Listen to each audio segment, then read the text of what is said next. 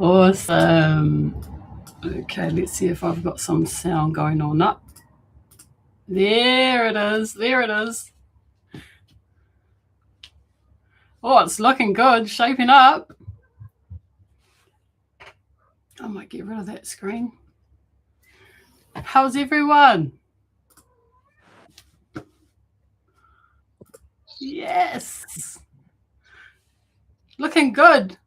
Are you hot too? Are you melting? Too bad here today. I think we only got to 26 today. Oh my Lord. It was 34 the other day. That was melting. Oh my goodness. Yeah. Oh, you're going to be underwater a lot of this next few months, eh, mate? Yeah, 100%. Yep. Have to be, yeah. Wow. Wow. It's only like the beginning of December. Yep. Mind blowing. Oh, well, welcome.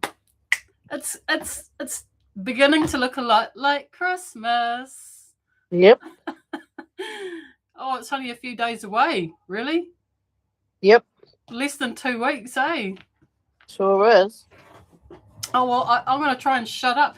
Hey, but maybe I should just start things off and catch you up with what's going on in my world, eh?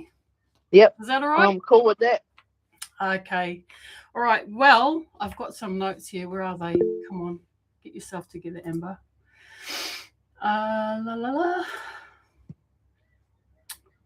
Get your notes. Where are they?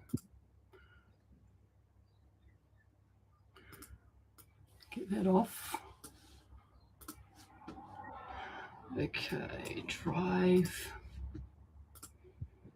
It's quite amazing what you can do. Like,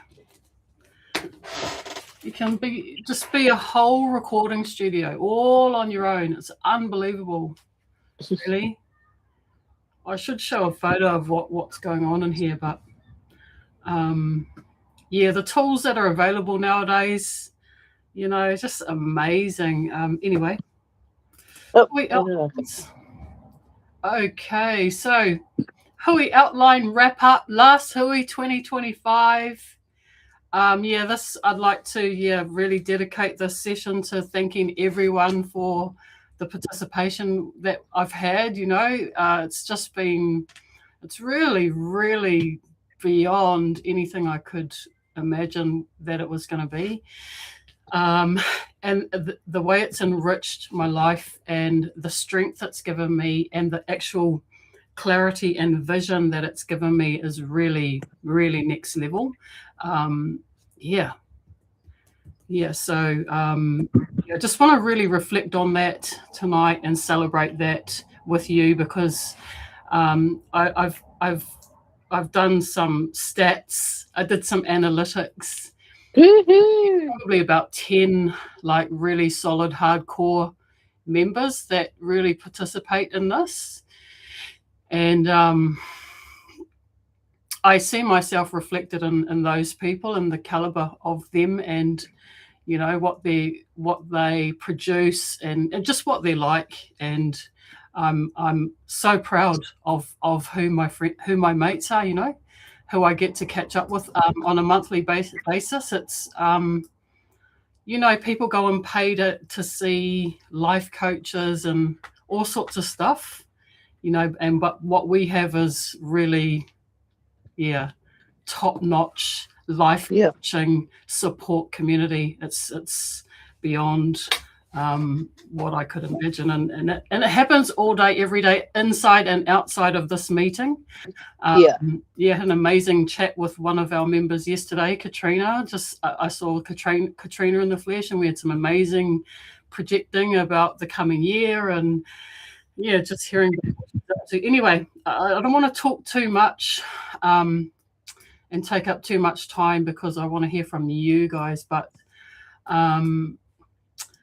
one thing I wanted to say, because I've been using the Gemini a lot, which is the AI that comes with this Google Workspace, with the this sort of office space that I use to admin this talk and all the videos and all that sort of thing. So I asked it, according to all the transcripts from all our talks, I asked it what the underlying philosophy of ko te kite is. And it sort of came up. I should have had it cut the words down a bit, because it's a little bit wordy. But the three main things were transformation and well-being. That's number one. Number two is resource management and sustainability, which is, so cool. And the third one is humility, respect, and reciprocity, the teaching ethos. So it's actually really nice to see that if you put all the data into a machine that can collate and nice. Crunch data, that's what it came out with. And I couldn't really have said it better myself. Although it's a little bit clinical, I probably could have said it a bit more poetically. But I think it does really clearly describe what we've been doing here. So just going along with our talk last month, because we had quite a big talk about AI with Jane and Vicky, and just using these tools for to do the hard work for us, so that we can do the fun stuff. And that was cool. So we're up to 31 subscribers, which is so exciting and mind-blowing to me. So there must be people out there that they may be a bit shy to come, or they're just a little bit interested. So maybe one day we'll get to see some of them and hear from some of them. But that's really cool to me and exciting, because I didn't think anyone would like it. I just didn't think, you know what I mean? I just did it. And it's really nice that there's some subscribers there, and it's really heartening and cool. I love that. This is our 9th hui. And also we had our first artist interview. I did that on the weekend with Lisa Critchley, who some of you might know here. So that was really fun. I was really grateful to her for letting me, do that for the first time with her. And we had fun with it. And that's currently being edited by my hubby, who it turns out is a bit of a dab hand at editing and things. So So there's the weaving kind of, pulling us together as well, and pulling out our talents and helping us like work together. So I thought that was so cool. He comes from a gaming background, so he can sit in front of a screen for ages. I just this is as long as I'll go, and it's for a really good reason. This is my happy place, so I can do this for ages. But working on a computer for hours, that's a bit rough for me. So first artist in the bag, done that one, and I'm saying all of you are on my list. There's definitely the 10 core members of this hui that I really, really, really want to sit down with you and capture who you are, and if you would allow me to, we'll make some plans. But yeah, I'd love to do that. Gardening, we've talked about. We've got a little pahara keke finally going here. And I thought if I was to start a weaving school properly, I thought I would start with growing the harakeke first, because I think it's just become clear to me how really that's what it's all about, and where it all starts is in the dirt, and growing the plants. So yeah, we don't. It's hard. There's no access to any of that ancient information about how things were done. But I think we could take some lessons from some of the other cultures around the world that have been able to preserve some of their ancient, stories about how they, went about things. A lot of it just is logic and what makes sense, I think. But yes, so what else? Christmas, 2 weeks away.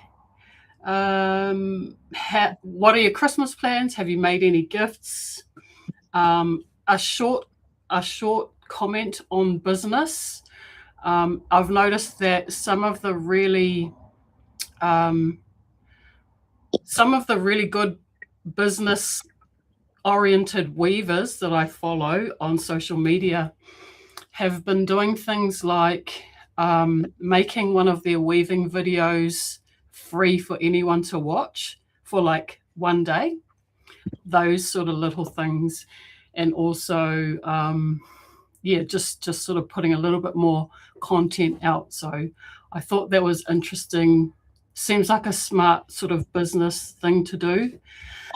And just wondering if any of you have done any clever business things lately that you're willing to share with us about. Lastly, my little reflections. Even though I sometimes feel lonely in my art practice, this hui reminds me of the immensity of what I'm connected to. It helped me better understand how useful and fun the online world can be, and how someone like me that is spread far and wide away from my cohort of weavers, this platform can help broach that distance and allow a sense of closeness and collaboration. It's helped me understand that I actually love working.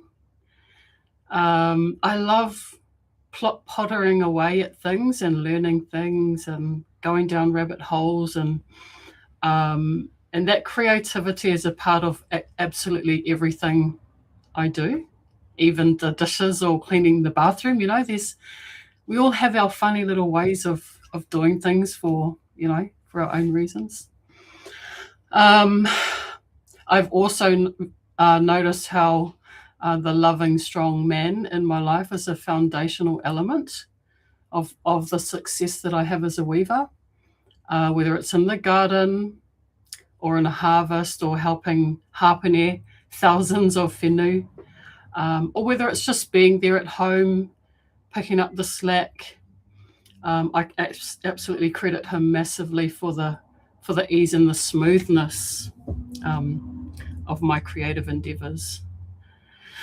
And it's also brought me into contact with other worlds and people and concepts I haven't ever heard of before. Toi Haukura was an amazing kōrero we had last month. Māori Art School in Kaiwhatu, is that right? Okay, yeah. And Merlin Sheldrake, the mushroom man. So I'm looking forward to hearing about that, Katrina, because it sounds incredibly interesting. And the book that I saw online just looked so beautiful. So it's not just the geekiness of the knowledge, but also there's a real rich artistic element there as well. And last of all, I've signed up to do a master's next year. And I realized that this hui actually forms the foundation of that. It's the platform that masters will be built upon. And saying that, I've still got time to pull out, so you know what I mean? If it, because I am a little bit scared. I'm scared, to be honest. But it seems that everything about this hui here gives me the strength, the foundation, the connection, the connection to the world that I need to be able to weave in all the elements of what this masters will capture. And so, yeah, so I can't sort of overstate how rich, how blessed, how important, and how grateful I am for this hui and for all of you that have, come here and participated in this with me. And that, it goes on in between the monthly hui. There's a lot that happens in between that I receive from all of you, which I'm so grateful for. And I know and understand that that's, it's kind of hard to accept that that's my life and how lovely and wonderful it is. You know what I mean? I can't believe how cool it is. So, yeah. That's me for now. I'm going to stop talking and I'm going to mute myself and, after just thank you, welcome you all. And I look forward to hearing all about what you've all been up to, because some of you haven't seen for a bit. So yeah, when whoever would like to continue, I'm going to shush my mouth and turn my, mute myself. I think it'd be nice to hear from you, Liz. It's been a minute.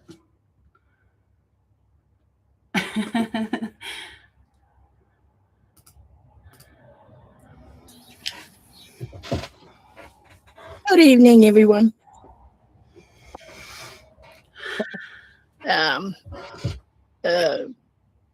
Well, it's been a hectic 2 months for me. Well, basically, we had a big exhibition that came up at the end of our assessments, before our assessments were done. So we had, it was the first time we'd had an exhibition of its type for the last 3 or 4 years, I think she said. Our kaiako said before we did it. And it went off with a resounding success. I wasn't able to come and let anybody know about it, but those that did know about it, that did come to that day, it was thoroughly enjoyable. We did a exhibition with the Whakairo group, the level 5 Whakairo group. So in between all our stuff was their stuff, and it came off really, really well. That our particular one is going to be pushing it again, I suppose, for next year. We will have another, more funding for it, apparently, so we're told. Yes.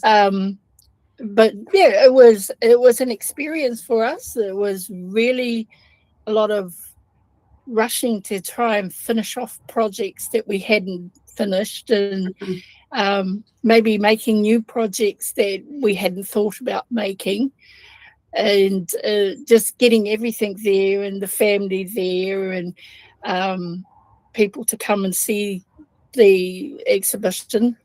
Yes, Amber, I did see you there, but I didn't get a chance to talk to you.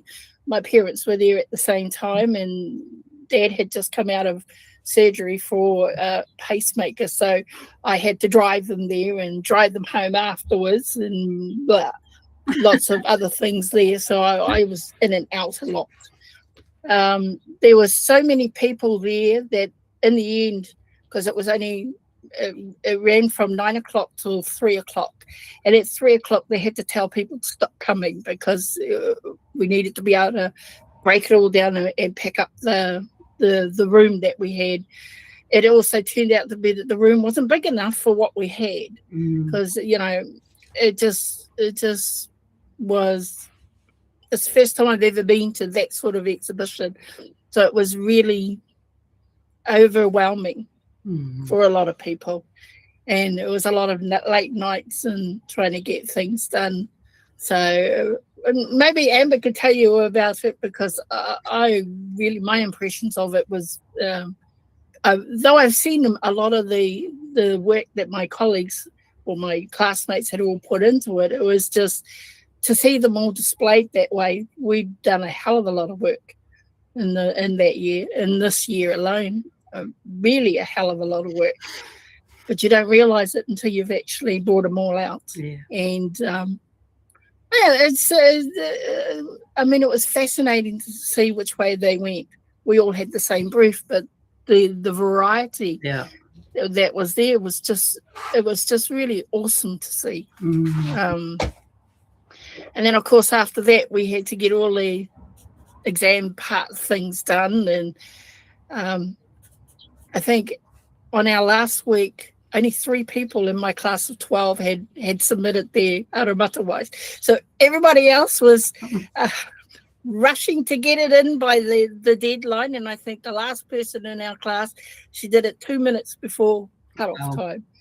But they had the 5 of us were all in video chats, helping everybody to get through the thing and offering incentives and motivation to keep us on track to get them all done. But I can say that everybody's passed. That's a good thing. A whole lot of us. So now it's just a look forward to graduation, I guess. Other than that, I've really haven't done any waving since the end of classes. It's like trying to put everything that I've had or everything that I've had to do this past year, trying to find a home for it, because you make stuff and then you've got nowhere to put it. So my urn from boiling all my whenua is sitting in my car, because I really just don't have room in my house to put it in. So it's going to sit there until I'm ready for it again. I've got leftover whenua everywhere that hopefully I can do something with over the Christmas period, now that we don't have to rush anything or come up with ideas for it. Just kind of take our time. And I think next year, what I hope to be doing next year is trying out some of these workshops that I've heard about, and I want to go and see and maybe learn some different techniques that come with it, or just to practice more on my kete weaving, because I really suck at making ketes. I'm okay at doing other things, but ketes, no. I suck at making them. And that's basically me. I'm not doing anything for Christmas. I'm going to have my grandson here, but that's about it. Nice. Lovely. Yeah. I'm finished. That's so cool. Lovely to see you, mate. I know you're pleased that you're finished that exhibition, and it was amazing. And yes, sorry I wasn't able to get to talk to you. I was also working that day. A whole class. I think the whole class came through. So they were really impressed and very excited and inspired for their continued raranga journey. And yeah, I was, from a kaiako perspective, really proud to see to see the blossoming of, those tauira that I had in the past. It's always so amazing to see what they go on and do. And just congratulations, because that's a lot of hard work. And yeah, it was a really high caliber exhibition, and it was lovely to see it happen again. It has been a long time since it's happened. So yeah, I just congratulate you, mate, and thank you for coming. And it's really good to see you. It's wonderful to see you. Kia ora, mate. Who are we going to have next? Who's going to talk next? Just start talking, someone, please.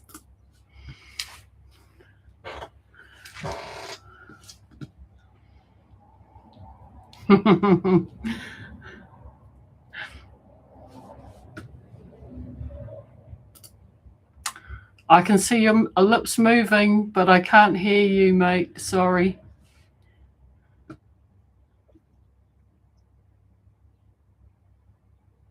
I think I got my mic off, but has someone else started talking, but their mics? I think Jane was, yeah. Okay. Go, Jane. You can hear me? Yes, yep, we got you. Oh, cool. I just wanted to say, Liz, having been in the same class as you, your work is really beautiful. Everything you did in class, I looked at in envy.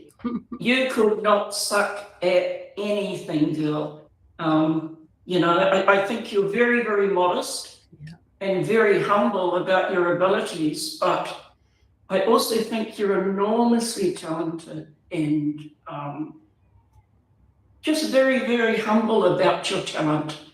Unfortunately, I couldn't get to the exhibition. I wish I had. I know it would have been beautiful, but Liz, everything you do is beautiful. It's the truth.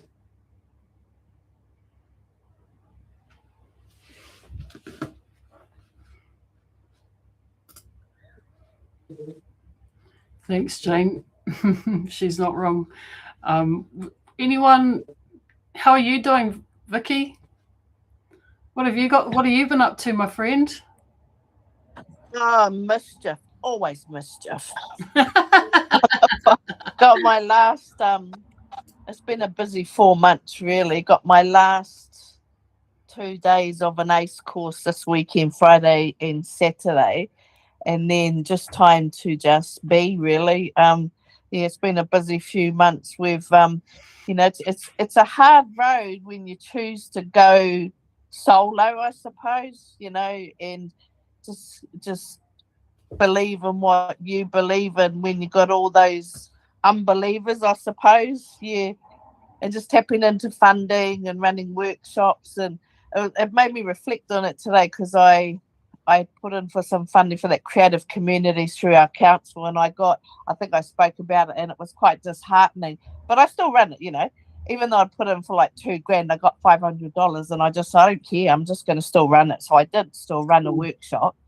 And then, so I just, I think at this time of the year, I know for me, I always just go, you kind of feel the anticipation of coming to the end of the year, and then what's the new year gonna, 2026. My friend and I, Wairoa is just over an hour away from where I live, and I have a lot to do over in Wairoa, and ran a workshop there last weekend. My friend and I, she's been getting funding over there, so helped her run the workshop. So we've just secured, we put in for this funding that was 26K, and we got 10K, and I said, just so good, we'll make it happen. We'll make it happen on whatever, we had planned to have it on different marae and stuff like that, but we'll just make it happen. So so it's interesting, because I just happy with you know, with where when you were just talking about Kaiwhatu, actually, I just come back from there. They had a market on tonight, and I wanted to. We went down just to have a look what they, you know, because they had promised nothing would be over $200, and when you see what comes out of Kaiwhatu, so, and then today I had gone to the museum every so often. You know, when stuff comes your way, and sometimes you just think, I just need some me time, you know. And so I went to our museum's got a cafe, and so I went there, had a coffee and a kai, and then wandered around the museum just to inspire me. Yeah. And then being at Kaiwhatu, it's just like the caliber of artists around this community is just phenomenal, you know. And when you see a piece there for $200 that should be sitting at $2,000, yeah, so it was quite inspiring. But I'm just in that space. I've got Friday night, Saturday to get this is my last of all my workshops, and then I'm sort of not too sure, but really not too worried about what 2026 has to offer. I did something really ballsy though. I applied for a job at our Polytech here as a nursing lecturer. What? It's been 2 weeks. I haven't heard anything, but it's not going to change anything, you know. I believe I did really well, you know, so for me, I look at it, if it's part of my pathway, so be it. If not, oh well, life goes on. I'll just keep weaving, Yeah. I'll keep weaving. And I love to see the growth in people, like when you're doing what you love, and you'll get this, Amber, like when you're doing what you love, it's not actually like a job. And when I see like this lady that's been on this ACE course, you know, she told me she's recovering from a brain tumor, you know, the fact that she can sit and, you know, but for me, I think it's the nursing side of me is like, I'll give those people that bit more time, you know. So she's already messaging me today, because I always build up to my workshops. I always just give reminders and, you know, send out pictures and that. And the place she's recovering at the moment, she said, I was sitting in the garden today and prepping for our 2 days. She said, the amount of people that come over and talk to me, she said, it was the most beautifulest thing. Those type of things make it worth it, you know. Yeah. So I think for people's healing, that's how I roll. It's about the healing, you know. So so I'm looking forward to just, I mean, you know, there's always something to plan, you know, but it's, you know, life goes on. And Christmas, we're to Whakatane just for a couple of days to whānau, and then just chill, really. That's us. Yeah. And that's me. Oh, that sounds awesome. You've been a busy girl. It has been, yeah. I've noticed it this way, and like we've just had phenomenal weather. Like it's beautiful, but it's worrying because it's like we're only at the start of summer. That's how I feel. And we've had 34 degrees. We've had between 28 and 31. You know, it's just like, sure, this isn't usually till about end of January. So I'm kind of a little bit concerned for later, you know, that this is what we're getting. Getting all ready. So, but yeah, just life goes on though. It's a fire concern too, eh? Yeah. And you notice it even with the harakeke, like we've got a small marakai, and even that, just the impact on that, you know. And I'm even noticing like the last workshop I did, even in Wairoa, was like, you know, when I kind of flick between Kairaranga and Roa, I was saying like I've noticed over the last 12 months, like even when you're harvesting and when you've got that gel, I don't come across it very often with our harakeke. Yeah. And that's right across, it doesn't matter where I am. And I said, that worries me because, you know, like you used to see it a lot whenever I would harvest like in different places, but it's a rarity. Wow. Now, I don't know if you guys find it where you are, but I've noticed it here and even in Wairoa, just how little you're coming across that when you're harvesting. Yeah. Wow. That is dry, isn't it? Yeah, and it is. You can see it. It is. You know, thank the dear Lord, we haven't had any fires over this way, but over in Whitehall, they had quite a big fire yesterday and the day before, and that's worrying. Wow. Yeah. I too. I've been thinking that for a bit. Like, if this is how hot it is now, Yeah. what's January, February, March? Yeah, going to look like. Yeah. Yeah, it is a bit of a worry. Yeah. It's probably a good thing to sort of prepare for and think about some things we could do to be kind of in a better position should anything happen. Yeah. So that was interesting kōrero you shared about funding as well. I love how you I love how sort of Kairaranga, it doesn't sort of matter where you are, it sort of continues everywhere, wherever you go. Like you said, it's sort of not like I see it, it's my job, but it's actually so much more than that. It is. It is. So you can still be doing the job, air quotes, in so many, wherever you go, every day, all day. Like, I just can't believe the amount of amazing conversations I have about things that we could do as weavers, you know, inside and outside the job. And I also enjoy it for that reason. I think because of my character, man, it's embarrassing, but I do get bored. I just I don't mean that I get bored, because that's not really the right way to put it, but monotony and the same thing over and over, that's not who I am. It doesn't. No. I know some people do like that, but I don't seem to. It's just not me. And so the way that weaving and the whole world of weaving is, and how it changes and varies constantly, suits me really fine. And it's always surprising. It always surprises me, and I love that. I love being surprised. It's like watching a movie, you know, and you already know within the first few minutes what's going to happen. Weaving is surprising, and you never know what's going to happen, and it's always interesting and fun and fulfilling. It uses up all my potential and my thoughts, and I don't even know where that conversation just came from, but it was sparked by something you said about the job not just being a job, but it's, even if you don't get much money for it, it's still fascinating and fulfilling in so many other ways that you could. And that just came about because I was doing the completion report, because I was trying to work out how would I use that 500, you know, by the end of the year. And so, you know, I had to be really, really quite strategic about it. But when I was doing the completion report, I thought, wow, you still did this, you achieved this. I had 3 participants, but that was how I said it. I held it at my place because I've got a big shed with a big studio room, you know, just being like that. And then, like I said, always this time of year, it's always about reflecting on what you've achieved, you know.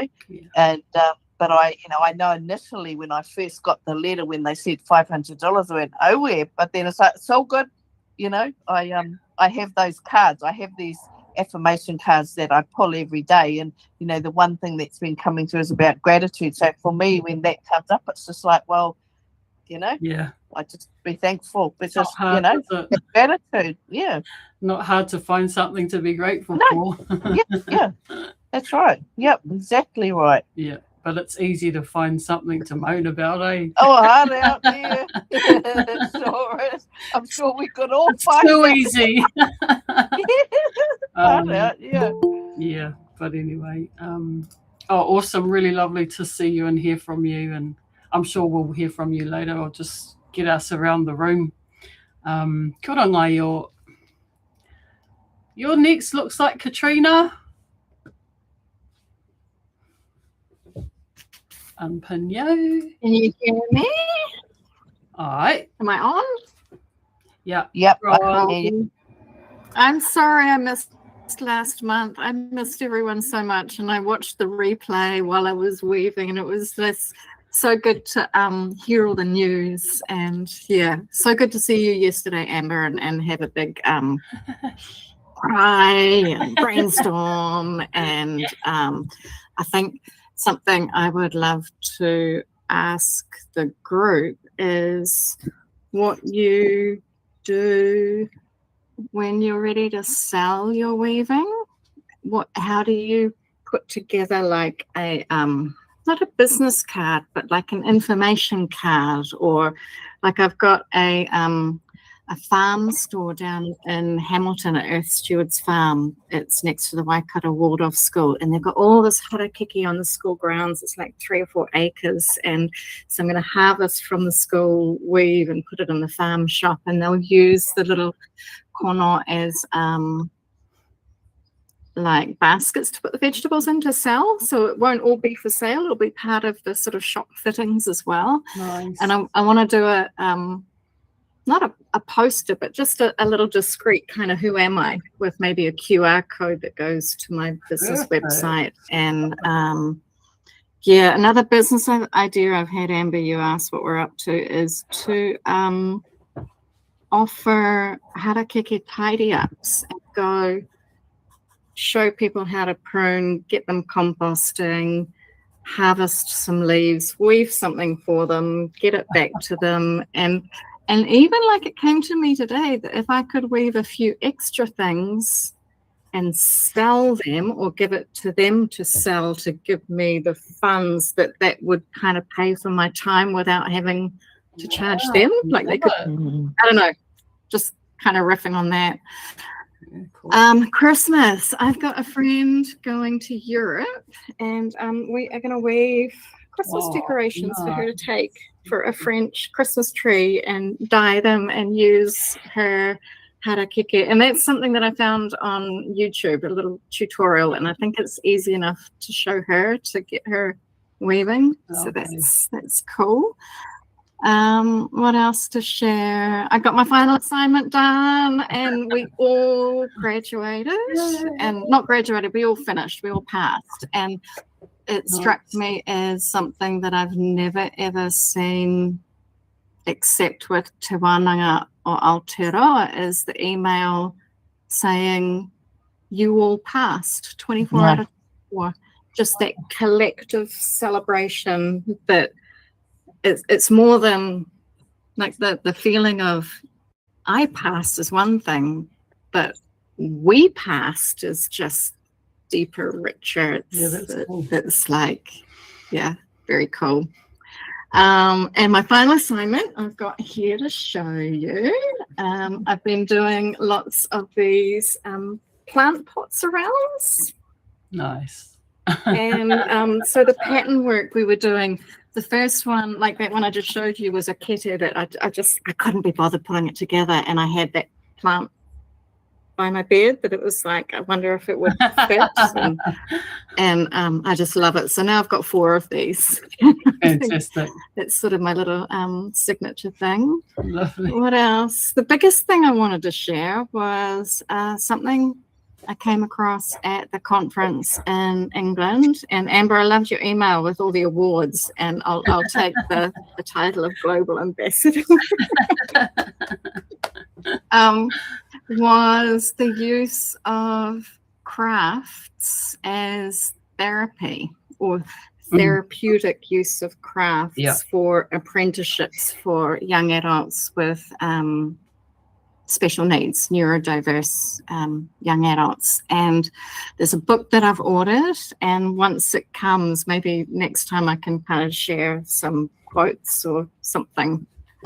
But I'm pretty sure that what we do with Kairaranga will relate to what happens in Europe with weaving, that there'll be things to go, how could we learn and share and exchange. Yeah. So you asked about Merlin Sheldrake. He was weird. That was a Christmas party I was invited to last night. So drinks and dinner beforehand with some compost friends, and kind of sitting in an Irish pub one of my composting colleagues is an opera singer, and she does composting as a side hustle.